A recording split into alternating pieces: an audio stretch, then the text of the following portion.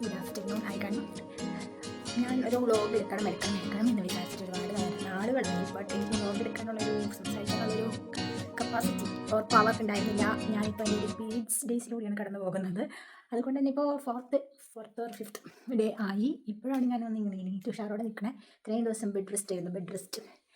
എനിക്ക് കഴിഞ്ഞ 4 മാസത്തോളം എനിക്ക് പീരീഡ്സിൻ്റെ പെയിൻ എന്താണെന്ന് ഞാൻ അറിഞ്ഞിട്ടില്ല. സോ അതുകൊണ്ടാണോ എന്നറിയില്ല, ഇനിയിപ്പോൾ എന്ന് പറഞ്ഞിട്ട് എനിക്ക് ദൈവം തന്ന പോലെ അങ്ങനെ പീരീഡ്സ് ആയിക്കൊണ്ടിരിക്കുന്നു. ഇന്നലെ വരെ എനിക്ക് കഴിക്കാനൊന്നും തോന്നുന്നു, വിശപ്പുണ്ട്, ബട്ട് കഴിക്കുമ്പോൾ പെയിൻ വരും. അതുകൊണ്ട് കഴിക്കാൻ തോന്നാറില്ല. ഇത്തിരി കഴിക്കും, അത്രേ ഉള്ളൂ.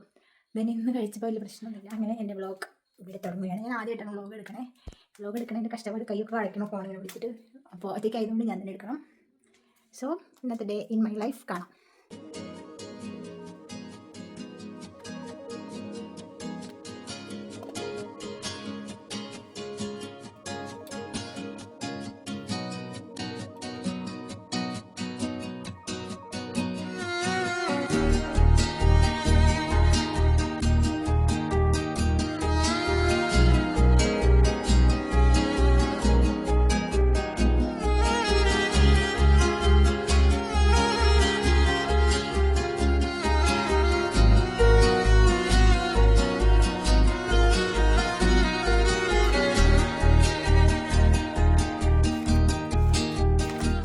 കുറച്ചേരയ്ക്ക് പഠിക്കാനുണ്ട്, സ്റ്റഡി ടൈം.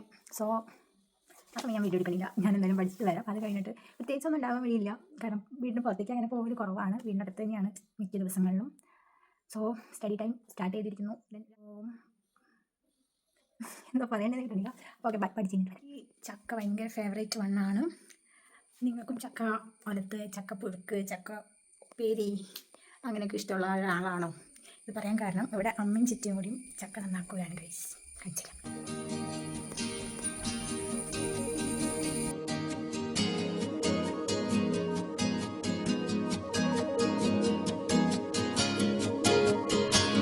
ചക്ക നന്നാക്കി കഴിഞ്ഞു. ഞാനമ്മയല്ല, അമ്മയും ചിറ്റിയാണ് പറിച്ചെടുത്തത്. പക്ഷെ ഞാൻ നന്നാക്കാൻ സഹായിച്ചു.